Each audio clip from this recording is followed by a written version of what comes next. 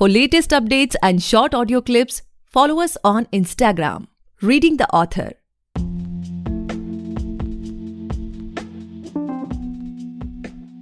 Hey guys, welcome back to the podcast Reading the Author, a unique show where we read authors' mind and not their book. Meanwhile, I truly believe and pray that you and your families are completely safe and healthy as well. Guys, today we have Varun Vadwa sir with us, and he is the author of Books, Ideas and You. And the second book is The Great Himalayan Treasure. Thank you so much sir for coming on our show. I'm truly grateful कि आप हमारे show पर आए. Thank you so much for having me, and a very warm welcome to all your audiences as well. I'm highly obliged. मैं बहुत खुश हूँ यहाँ पे आके, and thank you so much for having me. Pleasure, sir. So, sir, like before we get into the podcast and know much more about your books, about your journey, and about your upcoming projects, I would request you to please introduce yourself ताकि हमारे listeners आपको थोड़ा और अच्छे से जान सके. And do share कि how you started this writing journey specifically. Okay, so एक word मेरी childhood journey के साथ जुड़ा हुआ था, वो था mediocrity. बहुत mediocre student था, बहुत average student था. शुरुआत से ही average word जुड़ा हुआ था मेरी student journey के साथ. And बहुत सारे लोग relate कर पाएंगे उस journey को, क्योंकि बहुत सारे लोग बहुत चीजें करना चाहते हैं, but they are not sure कि उसको कैसे करना है, क्या करना है. And I think that was my problem as well. Hardworking था, but results somehow उस level के नहीं आ पाते थे जो मैं चाहता था. So sincere था, of course. A lot of things I used to do जो मैं करना चाहता था, जिस तरीके से करना चाहता था वो हो नहीं पाई. But I had a very wonderful upbringing. My parents were very humble. We came from a very low background और बहुत middle class mentality थी. And बहुत हार्ड वर्किंग थे. सो एक ट्रेड जो मेरे डैड ने मेरे को घूट घूट के सिखाई थी, that was hard work of course. But जब चीजें बदली, when I grew up, I realize यार कुछ बात नहीं बन रही. I am not able to understand कि क्या करना चाहिए लाइफ में. And of course, एक चीज like I said, mediocrity and the average, the idea that you are an average person, मैं उसको मिटाना चाहता था somehow. And so of course a lot of things changed when I went to college, MBA किया, job करी. उसके बाद it was life is going as usual. And then when COVID happened, I think उस वक्त I think थोड़ा सा time मिला अपने बारे में सोचने के लिए, अपनी लाइफ के बारे में सोचने के लिए, कि क्या करना है उसके बारे में सोचने के लिए. And उस वक्त लगा कि यार अब कुछ करना चाहिए. And I think that's where the creative side of an author came in. उस वक्त लिखना शुरू किया, समझना शुरू किया अपने आप को थोड़ा बहुत. वैसे भी मैं लिखता था, used to write some articles here and there, but एक पॉइंट पे जाके you understand कि यार अब चलो कुछ और डिटेल में अपने आप को समझने के लिए let's write something.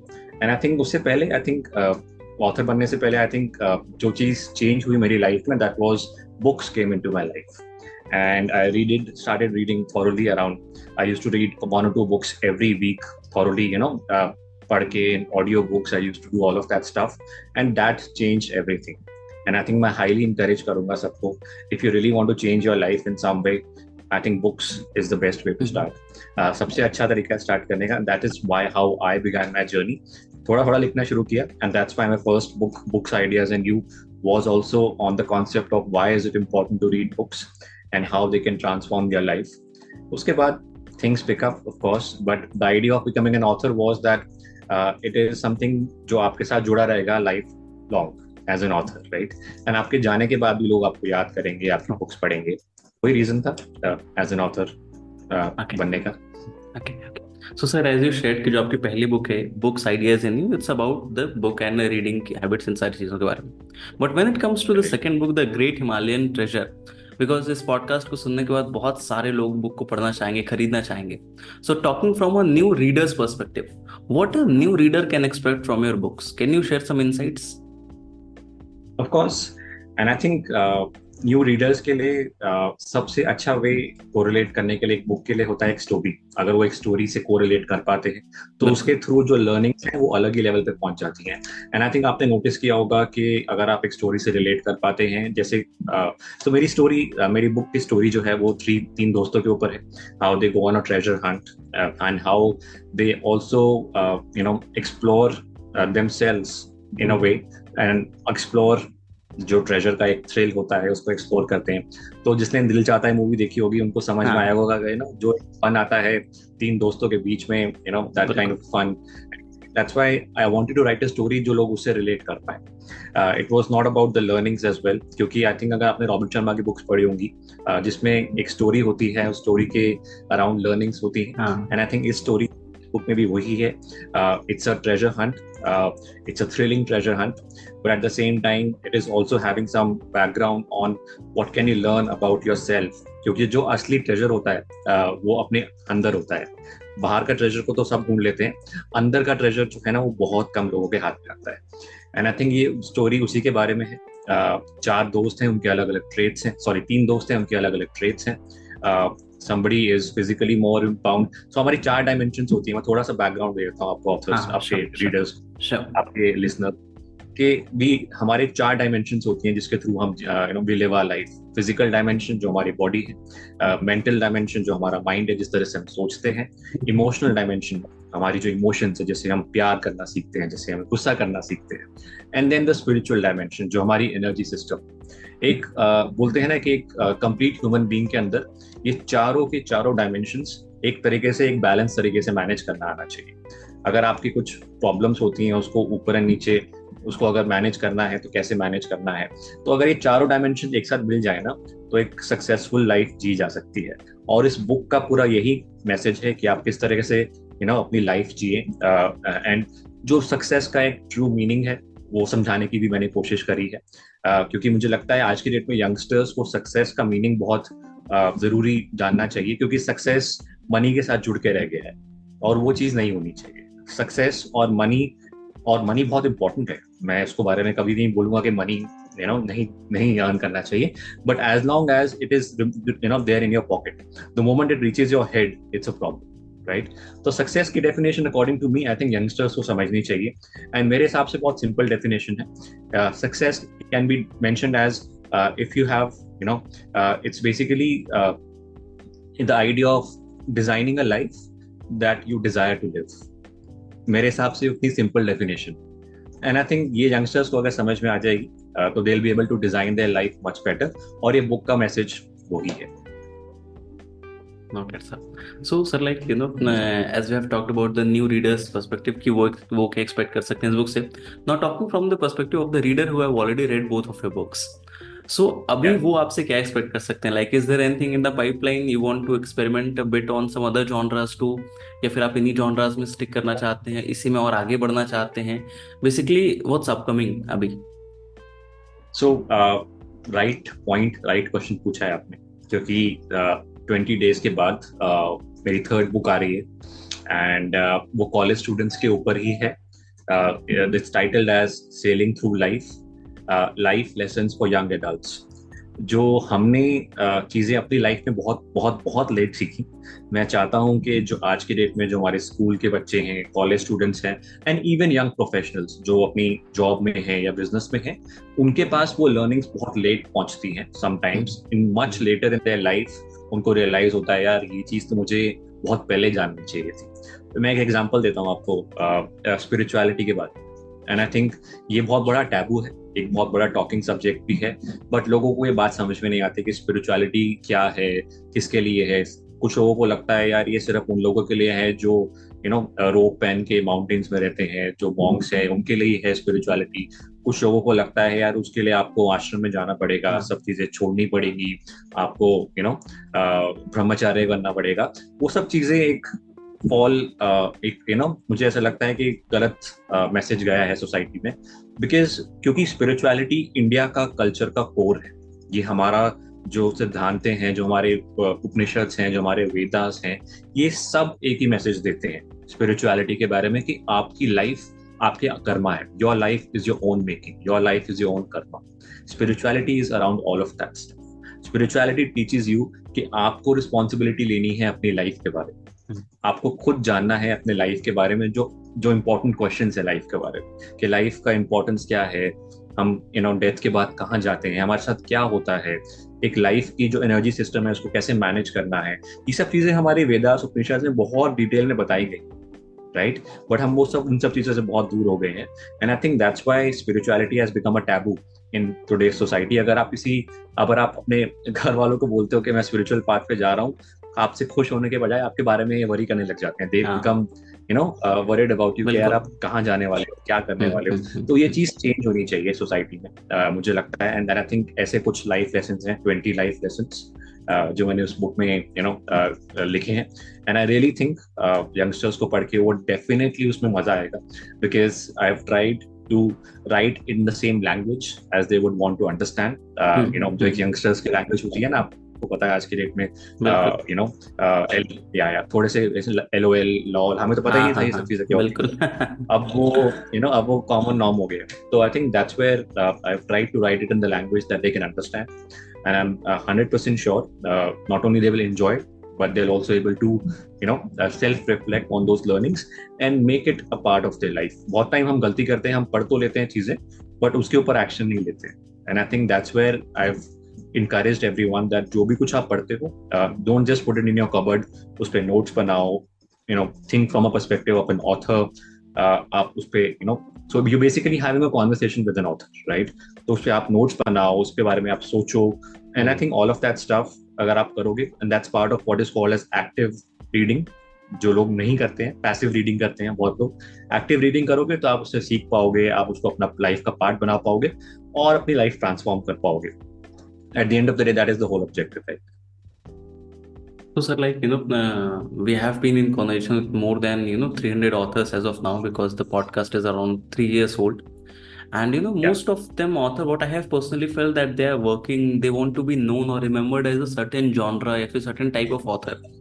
So when it comes to you, let's say आज से 1-2 साल बाद अगर कोई आपकी जिसने सारी बुक्स पढ़ी और वो देखता है कि ठीक है it's a new book by Varun Wadhwa sir, so exactly उस रीडर के माइंड में क्या थॉट आना चाहिए कि ठीक है वरुण वाधवा सर की बुक है, मुझे ऐसे मिलेगी या फिर मुझे ये पढ़ने को मिलेगा, मुझे ये सीख मिलेगी, मुझे ये फीलिंग मिलेगी, कभी सोचा इस बारे में from the perspective of a personal branding?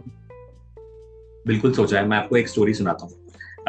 मेरे पास मैं कॉलेज में अपने एक लेक्चर के लिए गया था, एंड आई थिंक वहाँ पे one of the ladies came in to me, एक कॉलेज स्टूडेंट थी, वो मेरे पास आई।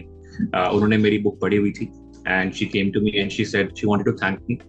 शी सेड यार आपकी मैंने बुक पढ़ी, ग्रेट हिमालयन ट्रेजर, एंड मैं यहाँ पे स्टडी कर रही हूँ बट मैं अपने घर से भागकर पढ़ने आई हूँ। मेरे घर वाले चाहते थे कि मैं शादी कर लूँ और घर बसा लूँ एंड स्टडीज छोड़ दूँ, but my aims are very different, my dreams are very different, and मैं घर वालों पे झूठ बोल के भाग के यहाँ पे आके स्टडीज कर रही हूँ। ग्वालियर की बात है, ग्वालियर का एक कॉलेज था, एंड आई थिंक उन्होंने बोला कि and I was struggling for a lot of time in my life कि मैं कैसे बैलेंस करूँ चीज़ों को, क्योंकि मेरे ड्रीम्स भी मेरे आगे हैं और मैं चाहती हूँ कि जो मेरे घर वाले हैं उनको भी मैं मना सकूँ, उनके साथ जो मैंने गलत किया है वो भी मेरे एक थोड़ा सा गिल्टी कॉन्शियसनेस थी मेरे अंदर। बट आपकी जब बुक पढ़ी तो मुझे रियलाइज हुआ कि मेरे लिए मेरी ड्रीम्स, मेरी एस्पिरेशंस ज़्यादा इम्पोर्टेंट है। एंड आई थिंक जब मैंने आपकी बुक पढ़नी शुरू करी तो मुझे लगा कि उस लाइफ को कैसे बैलेंस किया जाता है इन चीज़ों को, एंड उस बारे में आई एम थैंकफुल कि आपकी बुक पढ़ के मुझे वो चेंज अपने लाइफ में देखने को मिला। एंड जो मैं रात को रोती थी वो एटलीस्ट बंद हो गया है। And now I'm able to sort of understand everything in the long-term perspective. And I think this story, so a lot of times define why an author writes a book. एक author क्यों book लिखता है? क्योंकि वो चाहता है कि लोग उससे correlate कर सकें, उससे connect कर सकें, and more importantly वो उनकी life को transform कर सकें। And मैंने जब लिखना शुरू किया ना तो मैंने सोचा था यार एक भी अगर किसी की भी लाइफ ट्रांसफॉर्म हो जाएगी ना तो I'll be more than happy. So I've sold more than 1,000 books by now, and I think when these things continue to happen to you, और ये जब examples आपको मिलते रहते हैं ना तो it keeps motivating you कि आप और लिखें, आप और लोगों की लाइफ को रिलेट कर सकें। So to answer your question, it's a very simple thing that I do. मैं चाहता हूँ कि लोग मुझे याद करें कि मैंने ऐसी बुक्स लिखी हैं जो उनको लाइफ को 1% भी बेटर कर सके, उतना ही बहुत है मेरे लिए। एक पर्टिकुलर जॉनर से एसोसिएट होना is not important, the important thing is कि आप अपने ऑथर्स की लाइफ को किसी ना किसी तरीके से बेटर कर सकें। रीडर्स की मतलब नॉट ऑथर्स की, रीडर्स की life. Okay, so sir, my next question to this podcast is after the first lockdown was over, the numbers of author got increased very rapidly. Like we have seen a boom in this industry. And in fact publishing भी बहुत easy हो गया है. पहले सिर्फ एक traditional publisher थे, अब KDP आ गया है सबसे बड़ा हमारा मार्केट में. Then we have self publishers, lots of publishing houses आते हैं. So when it comes to you, like आपने वो पूरी जर्नी इस समय कंप्लीट की हुई है, सो आप अपने पर्सपेक्टिव से क्या आपको लगता है कि the publishing and marketing the book has become much more difficult? Publishing तो नहीं कहूँगा, बट मार्केटिंग क्या काफ़ी ज़्यादा डिफिकल्ट हो गई है लोगों तक पहुँचना, या फिर लोगों के पास इतनी ज़्यादा चॉइस हो गई है इस वजह से it has become difficult to stand out in the market?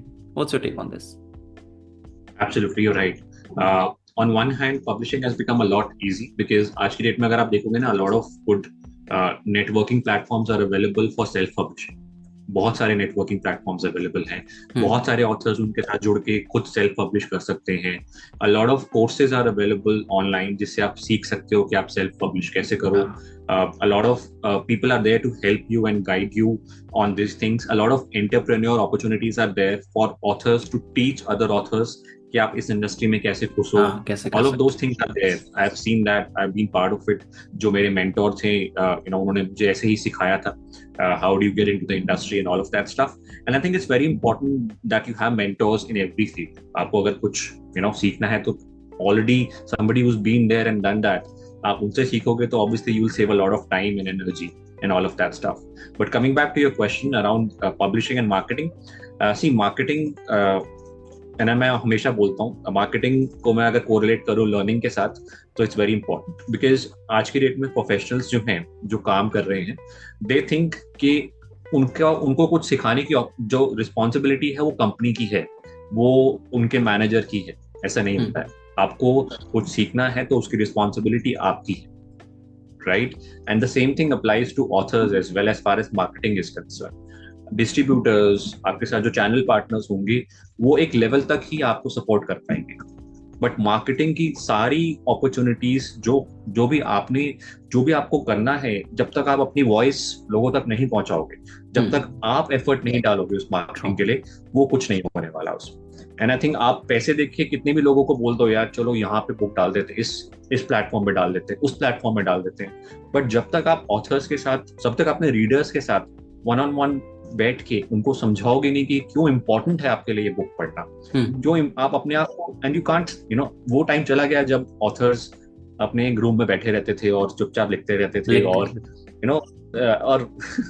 और वो पब्लिशर के ऊपर छोड़ देते थे कि यार आप डिस्ट्रीब्यूट करो, आप वो सब करो. वो टाइम चला गया क्योंकि अब रीडर्स जानना चाहते हैं कि आपका माइंडसेट क्या, आपका क्या ओपिनियन है इन चीजों को लेके, right? And they basically buy you, they do not buy your book.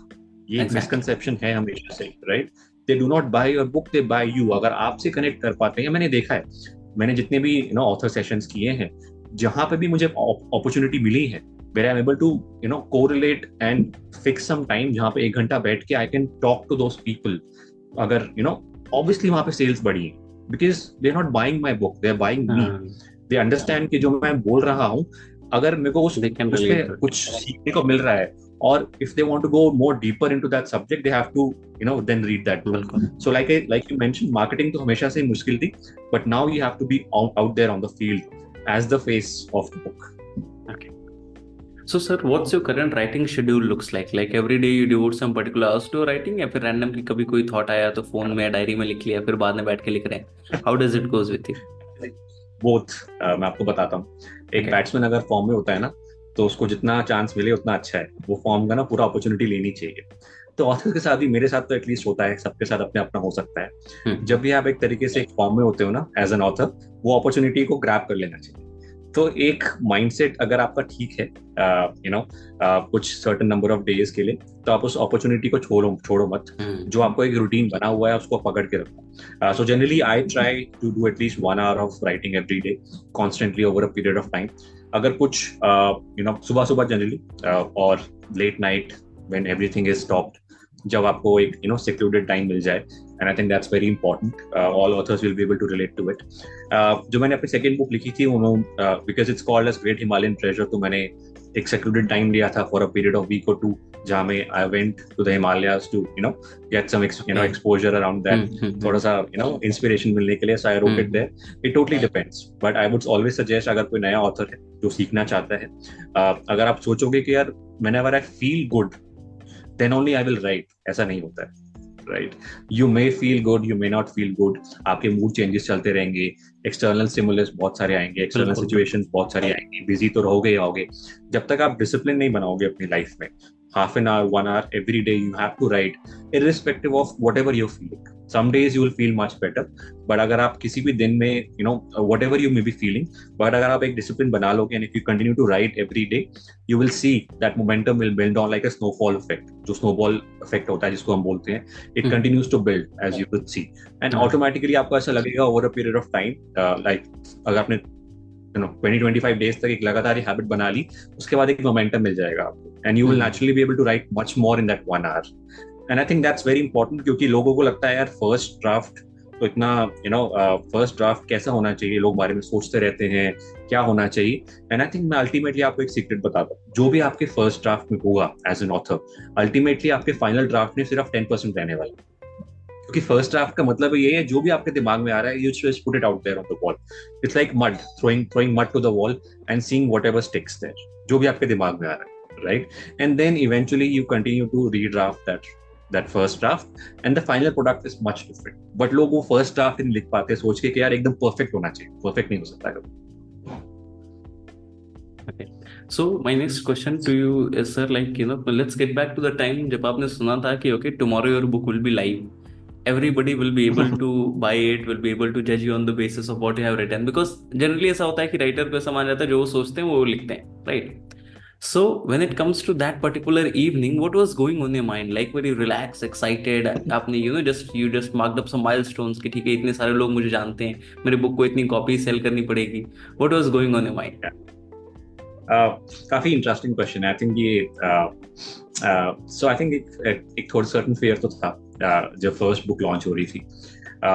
एक सर्टन एक्सपेक्टेशंस थी अपने आप से कि जो मैंने लिखा है वो पता नहीं पसंद आएगा कि नहीं आएगा, लोगों को उनको कोरिलेट कर पाएंगे कि नहीं कर पाएंगे। क्योंकि मैंने कुछ ऐसे मार्केटिंग ऐसे कुछ लोगों को ड्राफ्ट पहले भेज के उनका फीडबैक तो लिया नहीं था। I wanted this to be a surprise for people, because उस बुक का टाइटल जो है वो बुक्स आइडियाज एंड यू है, but it's actually love story. So I wanted to get people the feel of how they're able to relate to that love story. जैसे मैंने बोला ना, ऑडियंसेस उसको कनेक्ट कर पाती है लव स्टोरी के साथ। अगर लर्निंग्स मिल जाए तो स्टूडेंट्स को और क्या चाहिए। तो आई थिंक उस वक्त जैसे आपने पूछा ना हुआ क्या, तो उस वक्त ऑब्वियसली एंशियसनेस तो थी थोड़ी बहुत, but over a period of time जब भी आप when you go through that process और लोग आपके जो साथ में होते हैं वो आपको जो फीडबैक देते हैं, then you basically grow on that feedback. मुझे कुछ भी अगर 5-6 लोगों ने भी अच्छा फीडबैक दिया, I could understand, चलो यार ठीक है, इतना खराब भी नहीं हुआ, obviously it can be much better. वो फीडबैक भी मिला मुझे कि कैसे बेटर हो सकता था, बट इतना भी खराब नहीं हुआ। And I think that gave me confidence कि ठीक है, let's proceed with the next book and the next book and the next book, because that is very important. क्योंकि मुझे ऐसा लगता है कि बहुत सारे लोग हैं जो अपनी ड्रीम्स फुलफिल नहीं कर पाते हैं for a very simple reason that they fear कि लोग उनके बारे में क्या सोचेंगे। एंड आई थिंक ये फियर को बेसिकली ओवरकम करना बहुत जरूरी है सबके लिए, क्योंकि लोग आपके बारे में क्या सोचेंगे वो भी अगर आप सोचोगे तो वो क्या सोचेंगे। सो आई थिंक ये बहुत चीज जरूरी है, उनको सोचने दो जो आपके बारे में सोचते हैं। Whatever your dreams and aspirations are, you continue to build on those dreams. अगर फेलियर हुआ कोई बात नहीं, एंड मैंने अपनी बुक में ये कॉन्सेप्ट बताया भी है कि लोगों को लगता है कि फेलियर और सक्सेस दोनों ऑपोजिट साइड पे, ऐसा नहीं होता। ऑपोजिट साइड पे नहीं है, failure is part of success, दोनों एक ही साइड पे। तो आप उनको एक ही साइड पे लेके चलोगे तो you will be able to do many more things that you aspire to. So, sir, like as a person, as an author, what are the things which you are focusing upon in life as of now? And I think I have a deep desire to be a lifelong learner. एक deep desire है कि जो भी मैं time अपने पास मिल पाता है, मैं किसी ना किसी तरीके से कुछ ना कुछ नया सीखता हूँ। क्योंकि I think when you give yourself exposure to new things, of new ways of learning, जैसे पॉडकास्ट हो गया, podcast is the way of learning nowadays, it's the best way to learn. So podcast सुनता हूँ, and I try and read as many books as I can. I try and listen to videos and all of that stuff, जो entertainment and value addition दोनों लेके आते हैं। And I think the idea that I want to keep myself upgraded all the time. तो अभी AI आ रहा है, AI का जमाना है, तो I've done a few courses on AI. how is it affecting our life and all of that stuff. It's very important people understand this thing कि जो चीज आपको पता है वो सिर्फ 0.001% है as compared to जो चीज आपको नहीं पता है. एंड ये चीज बहुत जाननी बहुत जरूरी है, क्योंकि अगर आप लिखना चाहते हो, लोगों से बात करना चाहते हो, अगर आप अपने फील्ड में ग्रो करना चाहते हो, and I think it's very important that you continue to upgrade yourself. मैं आपको एक सिंपल एग्जांपल देता हूँ. अगर आप एक प्रोफेशनल हो और अपनी इंडस्ट्री में ग्रो करना चाहते हो, if you read top 50 books on that subject in your industry, you will be in the top 1% professionals in that industry. But कितने लोग हैं वो एफर्ट मारने को रेडी हैं कि वो टॉप 50 बुक्स पढ़ ले और वो अपनी इंडस्ट्री के 1% में पहुंच जाएंगे? ये चीज कितनी सिंपल है टू अंडरस्टैंड, राइट? बट कितने लोग करेंगे? And I think so to answer your question, I think मेरे लिए being a learner, that is the only thing, and that is where I keep driving my inspiration from. जो भी नया सीखता हूँ, I try to implement in my life, and that's how it works. So probably my last question of this podcast is, sir, like after listening to this podcast, बहुत सारे लोग लिखना शुरू करना चाहेंगे, या फिर उनका पहला ड्राफ्ट उनके हाथ में, उनके लैपटॉप में, उनकी डायरी में होगा. So what would be your advice for those upcoming authors? सबसे पहली बात तो जैसे मैंने बोला, ऑथर्स के लिए एक चीज जाननी बहुत जरूरी है कि आप ऑथर क्यों बनना चाहते हो. अगर आप पैसा कमाने के लिए ऑथर बनना चाहते हो, there are many more ways to earn money. I am telling you, there are many better ways to exactly. ये एक फील्ड ऐसी नहीं है जहाँ पे आप quick rich बन सकते हो. It's not that kind of a field. There is a lot of involvement of time, energy, and all of that stuff. So the first thing they must ask themselves is कि वो author क्यों बनना चाहते हैं. And like I said, अगर पैसा कमाने के लिए बनना चाहते हो, fame कमाने के लिए बनना चाहते हो, तो I think you are there for the wrong reasons in this industry.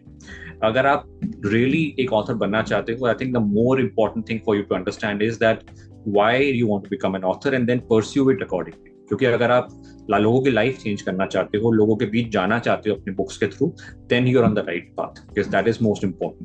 जब मैंने लिखना शुरू किया था, somebody guided me, and मैं same guidance लोगों को देना चाहता हूँ as a closure comment, and I think that's very important कि आप अपनी एक पहचान एज एन ऑथर जो बनना चाहते हो, जो भी बनाना चाहते हो, let's suppose 20 years down the line लोगों को how will people perceive me as an author in their life, तो वो आप एक दिमाग में बना के चलो. फॉर एग्जाम्पल मैनिफेस्टेशन की बात करते हैं लोग, विजुअलाइजेशन की बात करते हैं, तो visualize yourself as somebody who's already been there and done that. अगर आप एक सक्सेसफुल ऑथर हो तो आप किस तरह से बात करोगे, आप एक सक्सेसफुल ऑथर हो तो किस तरह से आप लोगों को मिलोगे, all of that stuff.